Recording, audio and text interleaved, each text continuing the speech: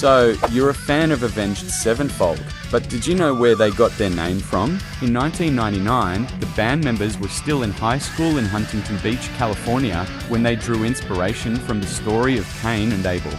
But the Lord said to him, "Therefore whoever slayeth Cain, vengeance shall be taken on him sevenfold." The band doesn't bring this up very often in an effort to avoid dividing their fans over religion. The band, however, does not identify as a Christian band, and their music covers a range of themes beyond just religion. So you're a fan of Spiritbox, but did you know that Courtney and Michael Stringer were in another band together called iwrestledabearonce? They joined the band, replacing their previous vocalist and guitarist, and stayed on for 3 years. This experience came with its highs and its lows, but would eventually drive the power couple to start up their own band, Spiritbox. In the last 3 years alone, they have performed on several major tours, grown a major following, and even placed number 13 on the Billboard 200 with the release of their album, Eternal Blue. So you're a fan of Lamb of God, but did you know that they did not always go by Lamb of God? The band formed in 1994 in Richmond, Virginia, where they were known as Burn the Priest. After 3 demo albums of instrumentals, the band added on vocalist Randy Blythe and shortly thereafter grew in popularity. But after 5 years of performing under this name, and after several venues had banned them, claiming that the band's name was too violent and evil, the band made the decision to change their name to Lamb of God. So you're a fan of To Prevail, but did you know that they missed out on 2 major tours in the US? In 2017, the band released its very first full-length album and was invited to play the Summer Slaughter Tour, where they would play alongside bands such as the Black Dahlia Murder and Dying Fetus. The same year, the band was invited to play in the Suicide Silence 10-year anniversary tour. The Russian band was not able to make either of these tours due to the American visa freeze for Russians. They were, however, able to play in the Whitechapel 10-year anniversary tour in 2018 and would find major growth in popularity the following years. In 2022, the band moved to the US in pursuit of securing their influence on the deathcore genre. So you're a fan of Cannibal Corpse, but did you know that when vocalist George Corpsegrinder Fisher isn't brutalizing a stage, he spends some of his free time playing claw machines? And he doesn't just play, he wins. A lot. Whenever he's on tour, he makes sure to stop at random places to play their claw machines. When he's done gathering up toys upon toys, he regularly donates them to kids in need. In 2023, he made a rather large donation, giving up 7 bags full of plush toys to a children's hospital, earning him a certificate. They gave us a certificate of appreciation, but in all honesty, they deserve one and much, much more for their tireless efforts to help children.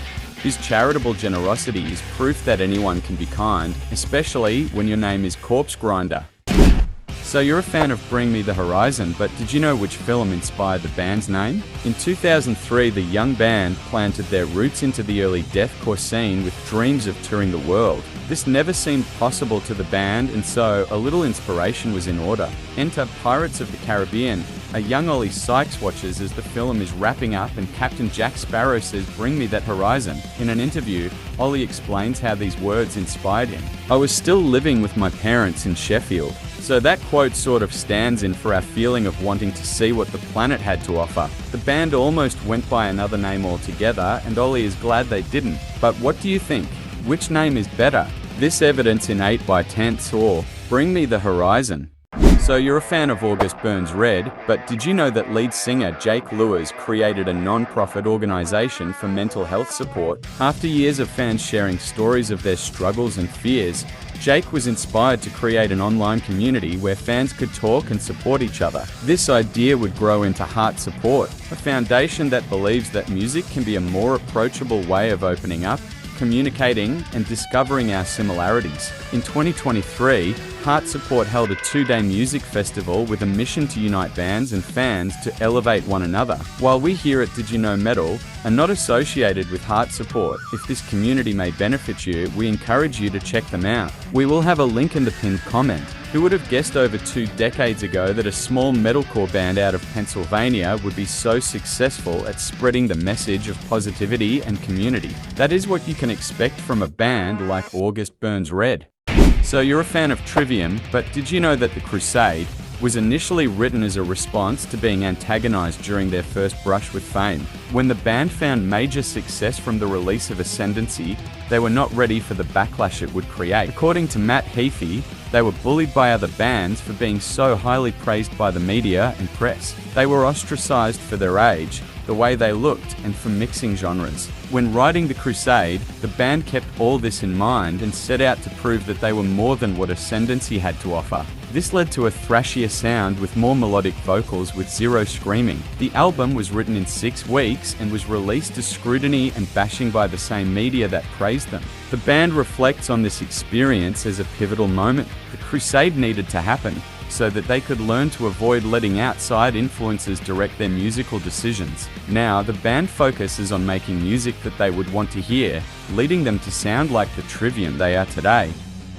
So you're a fan of Tesseract, but did you know that the band's music video for War of Being was a passion project that took nearly 2 years to make? While creating the song, the band surrounded themselves with art and visual representations of what the song meant to them, so the music video would need to live up to these visuals. After a long search, the band partnered with Found Format and Dark Fable Media and challenged them to meet their expectations. This ambitious project would require incorporating their visual concepts by building the characters, world and story all from scratch. They would also green screen the band into this unique atmosphere and motion capture real swordsmen and their choreography. The result is an epic 11-minute sci-fi action short film that was met with praise from old and new fans alike. After a 5-year hiatus, this creative spectacle served as an appropriate resurrection for Tesseract.